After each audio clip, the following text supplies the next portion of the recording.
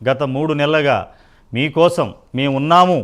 ఈ దందాన్ని అరికట్టడానికి ముఖ్యంగా పేరెంట్స్లో మార్పు రావాలి. తద్వారా ఈ ప్రభుత్వాలు చేస్తున్న ఈ కార్పొరేటు మాయాజాలంలో ప్రభుత్వాలు కూడా భాగస్వాములు అవుతున్నారా అనేది ప్రజలు అర్థమయ్యే రీతిగా మేము మా డిబేట్ని కొనసాగిస్తున్నాం. ఆ పరంపరలో ఈరోజు ఈ కార్పొరేటు ముసుగులో అపార్ట్మెంట్లు రెంట్కు తీసుకుని దాంట్లో ఇల్లీగల్గా హాస్టల్ని రన్ చేస్తూ కోట్లాది రూపాయలు ఇల్లీగల్ దందా చేస్తున్న ఈ కార్పొరేటు విద్యా సంస్థలపై గలమెత్తాలని ఈరోజు స్పెషల్ డిబేట్గా ప్రైమ్ 9లో చర్చ చేపట్టబోతున్నాం. కానీ పేరెంట్స్ అందరికీ ఒక విషయం గుర్తు చేస్తున్నాం. మనం బ్రిటిష్ కాలం నుంచి పోయి రాజ్యాంగంలోకి వచ్చాం. కానీ బ్రిటిష్ వాళ్ళు వెళుతూ మన జైల్లో ఒక సిస్టమ్ని ఏర్పాటు చేశారు. సూర్యోదయం ముందు 6 గంటలకి జైల్లో ఉన్న ఖైదీలని బయటికి వదులుతారు. మళ్ళీ సూర్యాస్తం అయ్యేసరికి ఖైదీలను మళ్ళీ సెల్లోకి పంపిస్తారు. అంటే ఉదయం 6 గంటలకు బయటకు వచ్చిన ఖైదీలు మళ్ళీ సాయంత్రం 6 గంటలకి జైల్లోకి లోపల సెల్లోకి వెళ్ళాలి. అంటే ఈ ఉదయం 6 నుంచి సాయంత్రం ఉదయం 6 వరకు వాళ్ళు తోట పనులు చేస్తూ ఆ జైలు వాతావరణంలో కొంత సేద తీరి వాళ్ళ కార్యక్రమాలు చేస్తారు, ఏదైనా శిక్షణ అనుభవిస్తారు. కానీ ఇక్కడ కార్పొరేట్ విద్యాలయాల్లో పేరెంట్స్ మీరు గమనించండి, మీ విద్యార్థుల్ని ఇంటిలో మీకు ఇబ్బందులు ఉన్నాయని చెప్పి, ఒక పేరెంటింగ్లో బాధలు ఉన్నాయని చెప్పి, మీ దగ్గర డబ్బులు ఉన్నాయని 2 సంవత్సరాల ఇంటర్మీడియట్ ఎడ్యుకేషన్లో వాళ్ళని స్కూల్లో ఒక జైల్లో ఖైదీని ఎలా పెడతారో అలా పెడితే రాత్రి 11 గంటలకు పడుకున్న స్టూడెంటు ఉదయం మళ్ళీ 3:30కి లెగిసి రాత్రి 11 గంటలకి వాడు పడుకుంటున్నాడంటే వాళ్ళ ఒత్తిడి చదువులతో ఆత్మహత్యలు చేసుకుని చేతులారా మీ పిల్లల్ని ఆ హాస్టల్లో వేసి అక్కడ సేఫ్టీ మెజర్స్ ఉండవు, సేఫ్టీలు ఉండవు, అగ్ని ప్రమాదం జరిగితే సేఫ్టీ సర్టిఫికెట్లు ఉండవు, లిఫ్టులు ఉండవు, వాష్రూములు కరెక్ట్గా ఉండవు, అన్ని రకాల దందాలున్నా కూడా 2-3 లక్షలు మీరు మీ కష్టపడిన సొమ్ము తీసుకెళ్ళి కార్పొరేట్ సంస్థలను పోషిస్తుంది మీరే పేరెంట్స్. మీరు మారకపోతే సమాజంలో మాలాంటి మీడియా సంస్థలు ముందుకు వచ్చినా మీలో మార్పు రాదు, సమాజం మార్పు రాదు. కానీ ప్రైమ్ 9 మీకోసం మేము ఉన్నామని గత 3 నెలలుగా చేస్తున్న ఈ కార్యక్రమానికి మీలో మార్పు వస్తే మొదటి విజయం మేము భావిస్తాం మాదే విజయంగా జరిగిందని. కానీ ఈ రోజున తెలుగు రాష్ట్రాలలో ఈ కార్పొరేట్ విద్యా వ్యవస్థలో కానీ మీరు ఒక్క మాట మాత్రం ప్రైమ్ 9 వేదికగా పేరెంట్స్కి విజ్ఞప్తి చేస్తున్నాం.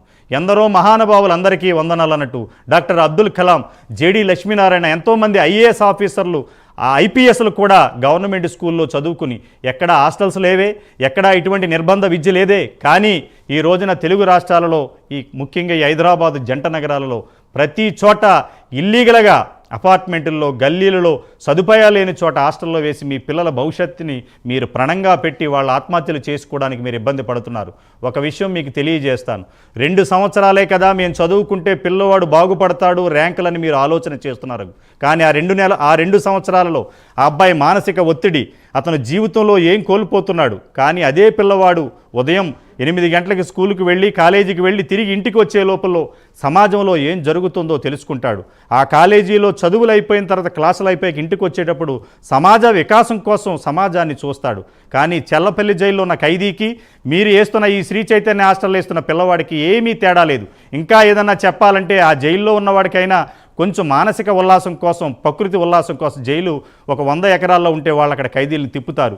కానీ ఇక్కడ మీ పిల్లవాడిని ఎప్పుడో చూడడానికి వెళ్తారు, అది కూడా ఫోన్లో సంభాషణలు ఉండవు, ఒక మెంటల్గా మానసిక రోగిగా తయారవుతున్నారు. ఇది ఈరోజు స్పెషల్ డిబేట్. ఈ డిబేట్లో మీరు కూడా పాల్గొని మాతో పాటు భాగస్వామి కావచ్చు. మా స్క్రీన్ పైన నెంబర్లకు ఫోన్ చేయండి. ఈ డిబేట్లో పాల్గొన్న వాళ్ళని పరిచయం చేస్తాను. క్రాంతి కుమార్ గారు ఇండియన్ నేషనల్ యువజన పార్టీ అధ్యక్షులు, ప్రముఖ అడ్వకేట్. నమస్కారం క్రాంతి కుమార్ గారు.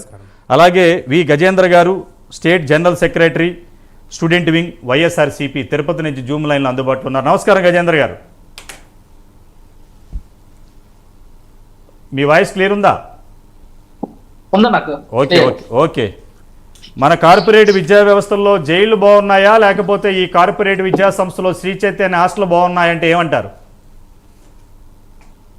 ముందుగా ప్రైమ్ 9 న్యూస్ కి యాజమాన్యానికి ప్రత్యేక అభినందనలు తెలియజేసుకుంటున్నాం.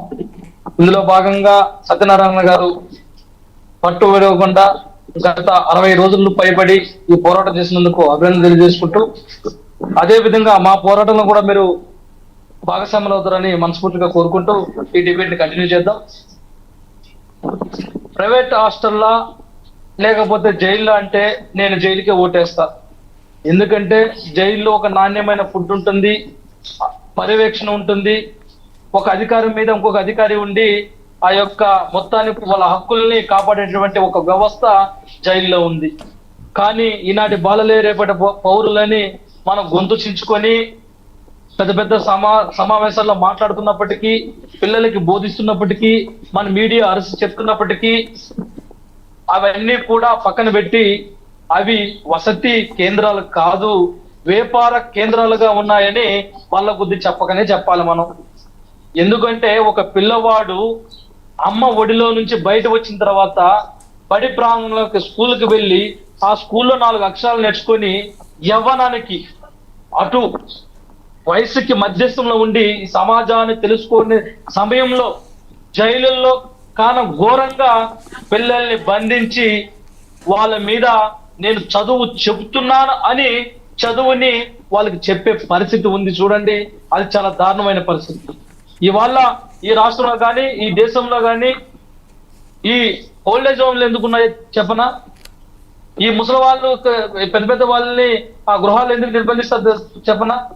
ఆ పిల్లల గుండెల్లో ఇవాళ నా తల్లిదండ్రులు నన్ను చదివించుకోలేకుండా, నేను ఇంట్లో ఉండలేకుండా నా బాల్యాన్ని ఈ యొక్క హాస్టల్లో పడేశారు కదా అని ఆ యొక్క మానసిక స్థితిలో ఉండి వీళ్ళు కాస్త కూస్త చదువుకొని సాఫ్ట్వేర్ లో లేకపోతే ఒక బిజినెస్ లో పెట్టుకొని డబ్బు సంపాదించిన తర్వాత ఆ యొక్క పెయిన్ నుంచి బయటపడడానికి మళ్ళీ వీళ్ళు తల్లిదండ్రులు తీసుకువచ్చి ఓల్డేజ్ హోమ్ లో వేయడం జరుగుతుంది.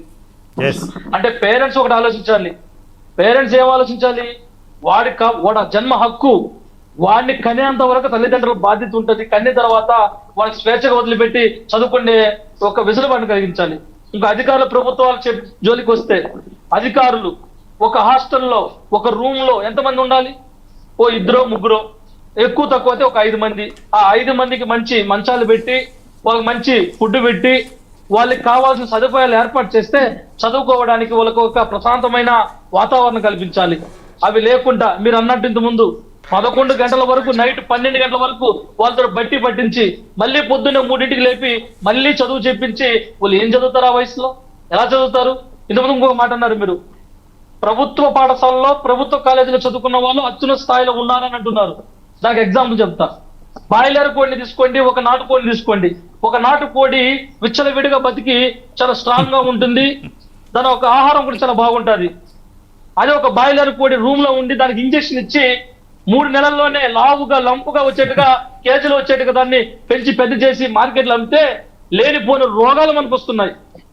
ఒక బాయిలర్ కోళ్ళు తీసుకుంటేనే మనకి ఇంత స్పష్టంగా అర్థమవుతున్న సమయంలో ఈ యొక్క పిల్లల్ని ఎందుకు ఈ విధంగా మానసికంగా వాళ్ళ యొక్క భవిష్యత్తును నాశనం చేస్తున్నారని మేము అడుగుతున్నాం. మేము అనేక కాలేజీలు సందర్శించినప్పుడు కొన్ని కాలేజీల్లో అయితే ఒక కాలేజీలో 200 300 మంది అపార్ట్మెంట్ లో పర్మిషన్ తీసుకొని హాస్టల్ నడిపిస్తున్నారు.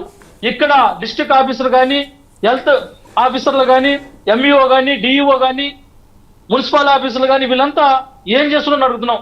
ఈ రాష్ట్రంలో, తెలుగు రాష్ట్రంలో 2 రాష్ట్రాల్లో చెప్తున్నా, ఆంధ్ర రాష్ట్రంలో ప్రభుత్వ హాస్టళ్లు 3128 హాస్టళ్లు ఉన్నాయి, లెక్కలు ఉన్నాయి. దాంట్లో ఎంతమంది విద్యార్థులు ఉన్నారో, ఎస్సీలు ఎంత, ఎస్టీలు ఎంత, బీసీలు ఎంత, ఓసీలు ఎంతమంది, మహిళలు ఎంతమంది, రెసిడెన్సీలు ఎంత ఉంది, దాంట్లో ఎంత స్టూడెంట్స్ ఉంది, లెక్కలు ఉన్నాయి. ఒకే ఒక ప్రైవేట్ హాస్టల్లో లెక్క లేదు, పత్రం లేదు. కానీ మనకు ఎన్ని హాస్టల్లో ఉన్నా మనకు తెలుసు, కళ్ళ ద్వారా చూస్తున్నాం. కానీ ప్రభుత్వం దగ్గర లెక్కలు లేవు. ఏం చేయాలి? ఎవరిని అడగాలి? ఎవరిని తప్పనాలి? ప్రభుత్వానికే ఖచ్చితంగా ముమ్మాటికి ప్రభుత్వాలదే. లంచాలు తీసుకొని అక్కడ అవినీతి జరుగుతున్నాయి, అక్రమాలు జరుగుతున్నాయి, దోపిడీ జరుగుతుంది, దొంగతనాలు జరుగుతున్నాయి. అయినా కూడా ప్రభుత్వాలు పట్టించుకోవడం కారణం ఏదని అడుగుతున్నాం. గజేంద్ర గారు, పోరాటాలు చేస్తున్నాం, ఉద్యమాలు చేస్తున్నాం. మేము అన్నున్నాడు కిషోర్ అన్న చాలా ధర్నాలు చేసి మేము వీడియోలు చూస్తున్నాం. ఆ వీడియోలో చాలా పోరాటం చేస్తాడు అన్న. అయినా అన్న మీద కేసులు పెడతారు. దౌర్భాగ్యం పరిస్థితి ఇది. ఎందుకంటే కొట్లాడవాడి మీద కేసులు పెడతారా? కాబట్టి మేము అడిగేది ఒకటే, ఈ రాష్ట్రంలో కానీ దేశంలో కానీ పిల్లల యొక్క భవిష్యత్తుని నిర్ణయించేది ఆ యొక్క విద్యా వ్యవస్థలోనే. కాబట్టి వాళ్ళకి బంగారు భవిష్యత్తు ఇవ్వాలని కోరుకుంటున్నాం. మన గజేంద్ర గారు, ఇందాక నేను స్టూడియోకి వస్తుంటే కారులో ఒక విద్యార్థి ఫోన్ చేశాడు మాదాపూర్ నుంచి. సార్, ఈరోజు మీరు డిబేట్లో ఒక విషయం తెలియజేయండి అని అనుకోకుండా యాదృచ్ఛికం ఏంటో తెలియదు, కానీ అబ్బాయి అడిగింది ఏంటో తెలుసా? ఈ హాస్టల్స్లో ఉంటున్నప్పుడు రాత్రి 11 గంటల నుంచి ఉదయం 5 గంటలకి వీళ్ళని లేపడం వల్ల మానసిక ఒత్తిడికి గురై ఆ హాస్టల్ పక్కనున్న టెలిఫోన్ బూత్లోని పాన్ డబ్బాలో గంజాయి అమ్ముతుంటే గంజాయికి ఎడిక్షన్ అయిపోతున్నారంటే ఈ హాస్టల్లో చదువుకున్న అమ్మాయిలు అబ్బాయిలు కూడా. ఇది ఒక భయంకరమైన విషయం. హైదరాబాద్ సిపి గారికి, జంట నగరాల్లో ఉన్న సిపిలకు విజ్ఞప్తి చేస్తున్నాం ప్రైమ్ 9 వేదికగా. మీరు హాస్టల్లో తనిఖీలు చేస్తే, మీరు రెస్టారెంటు, బార్లు, హోటల్లో కాదు, ఈ రెసిడెన్షియల్ దందా జరుగుతున్న హాస్టల్లో మీ అర్ధరాత్రి లేడీస్ హాస్టల్ అయితే లేడీస్ పీసీలతోటి, జెంట్స్ అయితే జెంట్స్ పీసీలతోటి మీరు దాడులు చేస్తే మీకు గంజాయి, మారక ద్రవ్యాలు దొరుకుతాయని ఈ విధంగా మీకు తెలియజేస్తున్నాం. దయచేసి చర్యలు చేపట్టండి. ఈ హైదరాబాదు నగర యొక్క బ్రాండ్ని ఈ కార్పొరేట్ విద్యా సంస్థలు ఎలాగైతే పాడు చేస్తున్నాయో మీరైనా కాపాడాలని ఒక విద్యార్థి నాకు ఫోన్ చేసి చెప్పారు. చెప్పండి, కంటిన్యూ చేయండి. కాబట్టి ఈ రాష్ట్రంలో ఎందుకు ఇంత అవినీతి అక్రమాలు చెలరేగుతున్నాయంటే మొదటగా అధికారులు తప్పు. ఈ అధికారులు ఒక అపార్ట్మెంట్ బిల్డింగ్లకి పర్మిషన్ ఇచ్చి అక్కడ సేఫ్టీ ఉండదు, ఫైర్ ఉండదు, గ్రౌండ్ ఉండదు, ఆడుకోవడానికి విశాల ప్రదేశాలు ఉండవు. ఒక బాత్రూమ్ లో 10 మంది స్నానాలు చేయాలి, ఒక బాత్రూమ్ లో 10 మంది టాయిలెట్ పోవాలి. వాడిన దీంట్లోనే వాటర్ ని దాన్ని ఫిల్టర్ చేసి వాడే పరిస్థితి ఉంటుంది.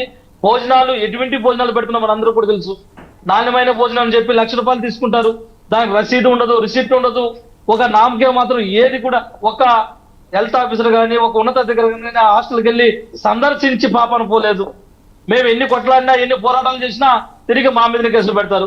ఉదాహరణ ఎగ్జాంపుల్ చెప్తా. ఈ రోజు మన ఇద్దరు కలిసి ఒక హాస్టల్కో, ఒక కాలేజీకో సందర్శనకి వెళ్తే ఇక్కడ అవినీతి అక్రమాలు జరుగుతున్నాయంటే వాళ్ళు ఫోన్ కొడతారు పోలీసు వాళ్ళకి. పోలీసు వాళ్ళు వస్తారు, వచ్చి మన కాలర్ పట్టుకుంటారు. నువ్వు ఎందుకు ఇక్కడ గొడవ పడుతున్నావు అని. ఇక్కడ అవినీతి జరుగుతుంది, అక్రమాలు జరుగుతుంది, దోపిడీ జరుగుతుంది, దొంగతనాలు జరుగుతుంది, అన్ని జరుగుతున్నాయని చెప్పినా, ఎవిడెన్స్ చెప్పినా కూడా వాళ్ళు మనల్ని పట్టించుకున్న పాపాన పోలేదు. అంటే వాడిచ్చే ఎంగిలి కాసుల కోసం, వాడిచ్చే చిల్లర కోసం, వాడిచ్చే పెంట కోసం ఈ అధికారులు ఇటువంటి లుచ్చాపన చేసేటువంటి పరిస్థితి ఉంది. ఎందుకంటే ఈనాడు బాలలే మన రేపటి ఈ దేశ పునాదులని చెప్పుకునే మనం విద్యను ఒకటి అందిస్తే, ఉచితంగా అందిస్తే, బాల్యాన్ని ఉచితంగా అందిస్తే ఈ దేశాన్ని కాపాడేది మేమే కదా. ఈ రాష్ట్రాన్ని కాపాడేది, ఈ దేశాన్ని కాపాడేది ఈ యొక్క విద్యార్థులే కదా. కాబట్టి అటువంటి వెసులుబాటు ఎందుకు కల్పించలేదు అడుగుతున్నాం. మీకు కావాలంటే రాజకీయం కావాలన్నా, లేకపోతే మీకు డబ్బులు కావాలన్నా, వేరే యొక్క చాలా శాఖలు ఉన్నాయి. ఆ శాఖల్లో అవినీతి చేయండి, అక్రమాలు చేసుకుని ఎలా చేసుకోండి. ఒకటి చెప్తున్నాం, విద్యా వ్యవస్థలో, 2 వైద్యంలో, ఈ 2 కానీ ఎక్కడ కూడా అవినీతి అక్రమాలు లేకుండా చేస్తే ఈ దేశము, ఈ రాష్ట్రం, ఈ ప్రపంచం మొత్తం కూడా ఒక మంచి వాతావరణంలో వెలిగేటువంటి ఒక పరిస్థితి ఉంటుంది. కాబట్టి మేము మా విద్యా వ్యవస్థ నుంచి కోరుకునేది ఏంటంటే, ఏ విద్యా సంస్థలైనా, ఏ విద్యార్థి సంఘ నాయకుడైనా, ఏ విద్యార్థి లీడర్ అయినా ఒకటి కోరుకుంటాం. ఇలాంటి అవినీతి అక్రమాలు పాల్పడకుండా అధికారులను కానీ నియమిస్తే ఒక కమిటీ ఏర్పాటు చేసి అందులో పేరెంట్స్ ఉండాలి, అందులో సామాజిక కార్యకర్తలు ఉండాలి, అందులో మీలాంటి వాళ్ళు మీడియా పాత్ర ఉండాలి, అందులో మాలాంటి లీడర్ల పాత్ర ఉండాలి. వీళ్ళంతా ఒక కమిటీగా ఇస్తే అందులో కాస్త కూస్త మెరుగుపడేటువంటి పరిస్థితి ఉంటుందని కోరుకుంటున్నాం. ఓకే గజేంద్ర గారు, మీతో మళ్ళీ మాట్లాడతాను. క్రాంతి కుమార్ గారు చెప్పండి.